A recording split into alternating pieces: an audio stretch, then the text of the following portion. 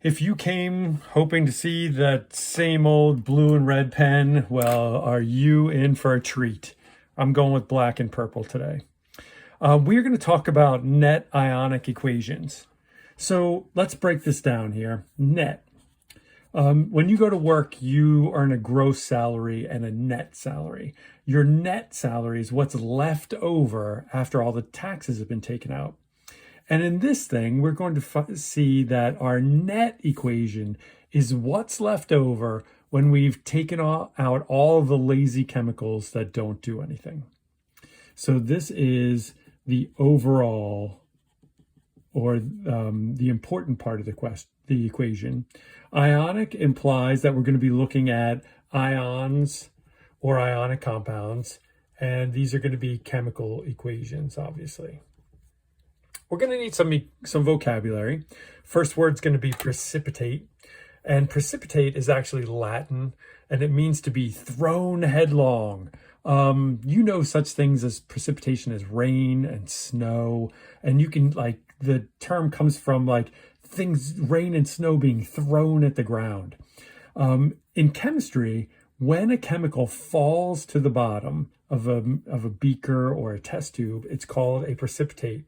So it is something, a PPT or abbreviation, is a solid that falls to the bottom.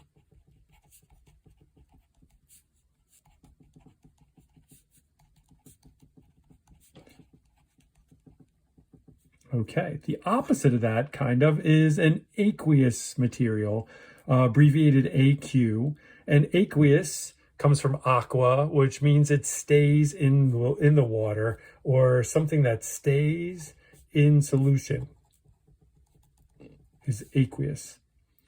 And you might have heard the term electrolyte.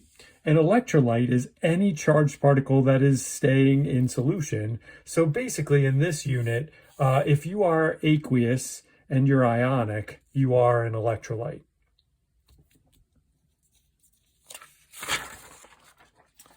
The question then is, how do you know if a substance is aqueous or if it forms a precipitate? Well, I know. You're one of those people who wants to memorize this entire sheet. 11 rules worth of tiny exceptions to lots of little things for their solubility rules. Or maybe you're one of those people who wants to memorize this entire sheet of solubility rules. That's insane. There's a much easier way to do this. Of course, you could always listen to me, and there's a short list of AP chemistry solubility rules. In the old days, you did have to memorize that whole page worth of stuff. Today, we're going to boil it down to 4 statements. If you have nitrates, NO3, they are dissolved all the time. They are always aqueous. If you have an ammonium ion, an NH4+, an ammonium, then that is aqueous. It's in solution all the time. It never forms a precipitate. The alkali metals, the whole family number 1, will always remain in solution. They never form precipitates. Or the strong acids. Strong acids, basically, if you know an acid from last year, it is probably a strong acid. HCl, hydrochloric, nitric, and sulfuric acids are strong acids. When we go to the acid and base unit, I will give you a few more of these things of strong acids. But for now, you need to memorize this list of materials. Occasionally, it becomes important to talk about the alkali earth metals. And you would think, well, they're kind of like alkali metals. Wouldn't they be soluble all the time? And the answer is kind of, but they're not soluble all the time, 100% of the time. So AP does not make you memorize that. Seriously, if you did want to look further into this and take a look at some of the exceptions, that could be helpful, but you don't need to. If the quote you live by is, "I welcome change, as long as nothing is altered or different, then you should be very happy that you are not an ion.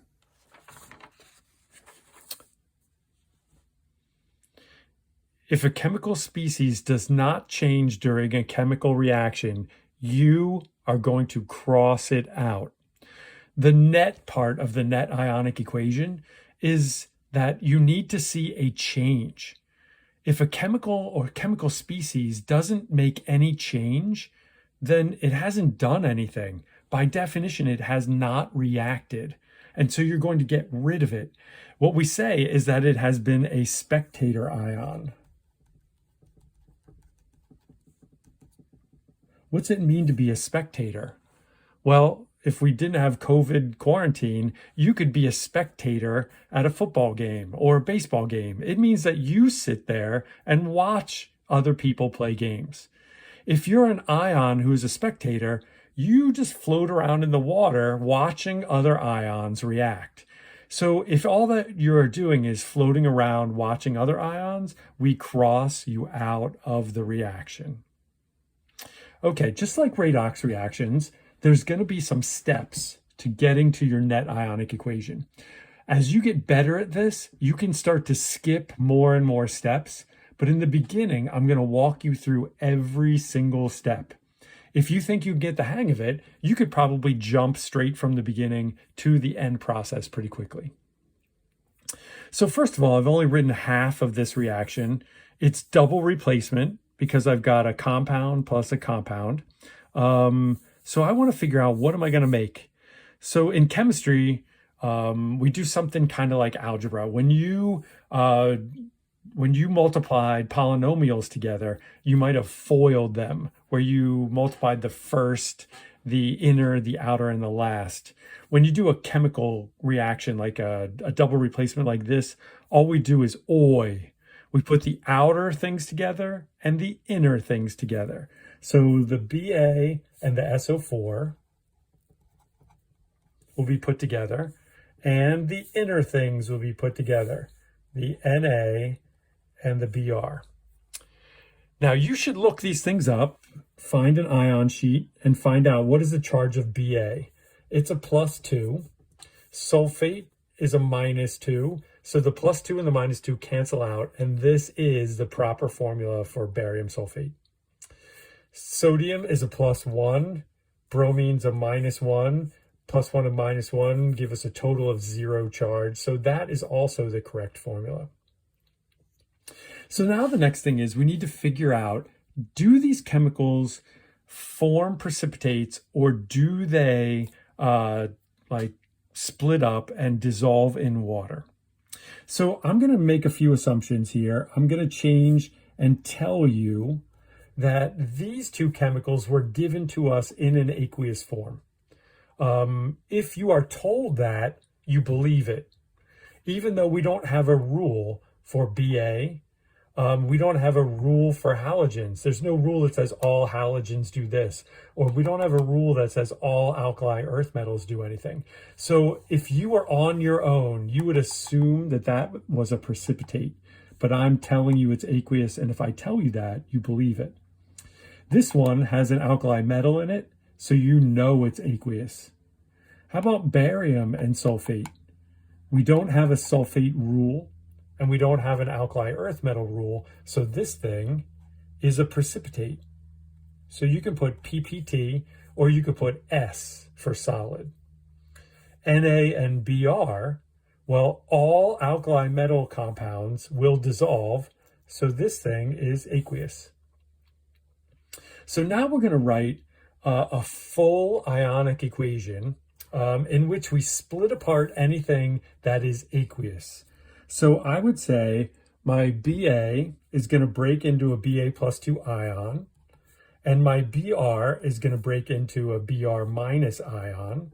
And I know that there's a 2 here, but I'm going to leave it. I'm not going to put a 2 out front yet, and I'll explain why in a second. So I'm also told that sodium sulfate is aqueous, so I'm going to split that up into a sodium with a plus and a sulfate with a -2. Again, I should have 2 sodiums, but I'm not worried about that at this point. I'll tell you why in a second. This one we know is a solid and it stays together. It precipitated, it fell to the bottom of the container on its own. So it stays as barium sulfate, solid. And this one has an alkali metal. It's aqueous, so I'm going to split it apart. Now, anything that is exactly the same on the left side as the right side gets eliminated. It is a spectator. So, barium plus 2. Well, there's a barium, but it's not plus 2 on its own. So barium has changed. It's gone from being an ion that floats around in the water to part of a solid that has dropped to the bottom. That's a change. Barium gets to survive. Br minus. So this is bromine floating around in solution. So let's add an AQ here. This was an AQ. And it's still bromine, AQ on the other side. It hasn't changed. And if it hasn't changed, it gets eliminated. The sodium, it's floating around in the water before and after, so it gets eliminated. And so the sulfate, well, it's still a sulfate, but it went from being aqueous to being a solid. That's a change, so the sulfate gets to stay. And our net ionic equation is this.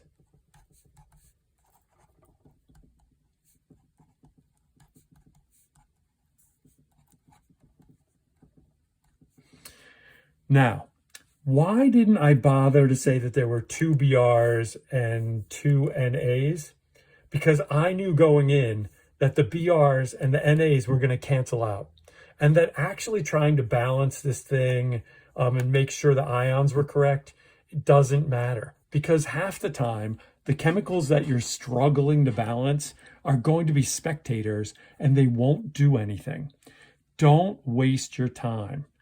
Okay, first figure out which the spectators are, get rid of them, and balance what's left.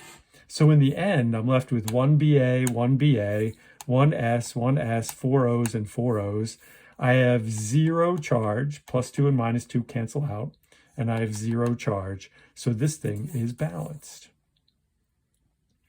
All right, do I need to write in the AQ and the S? You only need to write that if you are specifically told to do so. If the question says include the states of matter, then you must write the AQs and the S's. If it just says write a net ionic equation, then a good chemist is going to know that Ba plus 2 is in solution, and so this isn't important. Only write it out if you are told to do so. Let's try another example. What if we have magnesium chloride plus copper nitrate, copper 2 nitrate? Again, it's a double replacement. So my magnesium is going to come over and bond with the nitrate. And my copper and my chlorine are going to bond together as well. Okay, now let's figure out what we have going on here. So I wasn't told anything in this reaction. So let's just assume that whatever my rules are, I follow them. So I don't have a rule for magnesium, and I don't have a rule that says chlorides do anything. So this stays as a solid. I do have a rule about nitrates. All nitrates are soluble. They dissolve. So that's AQ. Magnesium nitrate, same rule. It's got a nitrate, so it has to dissolve. And copper also has to dissolve. Copper chloride, I don't have a rule. My mistake. It's a solid. Now, actually, I happen to know that copper chloride does dissolve. But here's the thing. If you don't know that, you follow the rule. So if you Googled it, you would find out, yes, copper 2 chloride it's aqueous. But if you don't know that, if you didn't Google it, you are allowed to say that it's a solid because it's not one of the rules that we have memorized. So our net ionic equation would be MgCl2 solid all together, because it's a solid, But the aqueous one we have to split apart. Copper will take its +2 charge when it splits. I'll get a nitrate that takes a -1 charge when it splits. And if you're wondering how I knew these things, I can look them up in my ion sheet. My magnesium nitrate has to split because all nitrates are soluble. And my copper 2 chloride is a solid, so it's going to stay together as a solid. Okay, now let's take a look. Is there anything on the left that is the same as the right? And the only answer is the nitrates. So my net ionic equation for this would be this equation. Should I include the states of matter? I don't have to because I wasn't asked to. If you want to, this would be solid. This would be solid because we don't have any rules for chlorides and we don't have any rules specifically for copper and magnesium. And these guys would be aqueous because they don't have any partners. The nitrate that they were hanging out with is still floating around the water, and so they have to continue to float around the water. Okay. How about this guy? Also a double replacement reaction. So we'll take our outside things and we'll make HOH, and we'll take our inside things and we'll make NaNO3. You are supposed to memorize that this is a strong acid, and strong acids always break apart and become soluble. This one has an alkali metal, so it will break apart and become soluble in the water. If you were paying attention, HOH is just a fancy way to write water. And if I put water into water, does it dissolve and break apart? No, it's just water. It's going to stay together. So then I've got my sodium nitrate. Well, all nitrates and all alkali metals are soluble, so they will break apart. Now we look on both sides of the reaction. There's an H plus on the left, but on the right, we're okay. There's this water thing. Nitrate, they go away. Na plus, oh, there's 2 of those. I can get rid of them. So the only thing that remains for this whole reaction is this. H plus, which is aqueous, it's dissolved in water. OH minus, which is aqueous, dissolved in water, becomes liquid. Is this a precipitate? No, it's water. It's a liquid. So be careful. Not everything you make will be a precipitate. You might make a pure liquid, which is a change, or you might make a gas. And the thing with gases is that they float away, that they go away and they've changed. So be careful anytime you make a pure liquid, a precipitate, or a gas. Okay, 2 last examples. Here we're going to do something different and do a single replacement reaction. So the copper is going to come over and kick out the silver. So I'm going to go from copper to copper nitrate. Do I make copper 1 nitrate or copper 2 nitrate? When we talk about electrochem in a few months, I will force you to figure that out. But for now, I will accept either answer. So let's say we make copper 1 nitrate. Again, you could do this with copper 2 nitrate. And that means that the silver is going to hang out on its own. Now let's skip a few steps here. All things with nitrate in them dissolve. So when silver nitrate dissolves, it's going to produce a silver with a +1 charge. Make sure you look that up on your ion sheet if you don't know what it is. Nitrate. I've got copper on this side, right? It's just hanging out there. And on the other side, I've got copper nitrate. All nitrates are going to dissolve. So copper nitrate is going to become Cu plus, and this will be NO3 minus, plus the silver. And you might want to say like, well, oh, this is pretty simple. Our nitrates cancel, and I've got a copper, and I got a copper. So can I cancel them out? No, because this is copper metal. It has a charge of 0, and this is copper ion in solution. It has a different charge. This one and this one also don't cancel out because silver goes from having a +1 charge to being silver metal with 0 charge. So my net ionic equation is Ag plus copper goes to Cu plus Ag. And you might recognize this from a previous video as a redox reaction. The silver is being reduced from a +1 down to 0, and the copper is being oxidized from a 0 to a +1. Okay, last thing. Quick, we're going to take the HCO3 and stick it with the H's, and we're going to make H2CO3. How did I know that? Well, HCO3 has a -1 charge, and H has a +1 charge. So one of them goes together. And instead of writing HCO3, we reduce it to H2CO3. And the Na and the oxalate, the C2O4, will also combine to give me Na2C2O4. And now I just have to work my magic as far as the rules go. This one is an alkali metal. So this thing's going to split apart into a sodium ion and a bicarbonate ion. And if you didn't know that that was a bicarbonate ion, you don't have your ion sheet with you. Grab it. You don't know this chemical.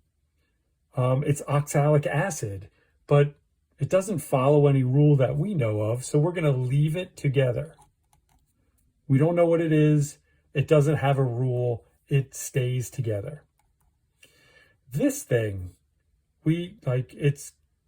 actually, I know that this is carbonic acid, but it's not on any rule that we have.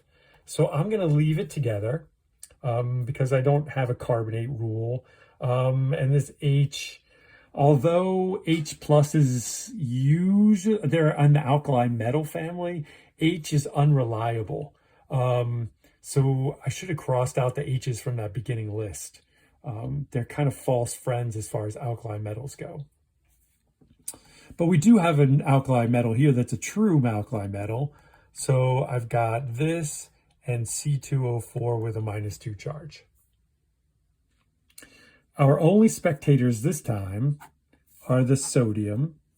And so what I wind up with is HCO3 minus plus H2C2O4 goes to H2CO3 plus C2O4 -2. And you would think that is our net ionic equation. But this chemical right here is a red flag. Anytime you see H2CO3, you should know that it is carbonic acid. It's not a strong acid, but you probably encounter it on a daily or weekly basis because it's what makes seltzer and soda fizzy. And you know that anytime you open a bottle of seltzer or soda, it breaks down into bubbles. And those bubbles are CO2. So if I subtract 2 oxygens and a carbon out of here, I will also be left with water. So carbonic acid, if you see it, red flag, carbonic acid naturally, like automatically, spontaneously, falls apart into water and carbon dioxide. And although you won't be expected to write out your net ionic equation like this, knowing this can be very helpful. Good luck balancing your net ionic equations.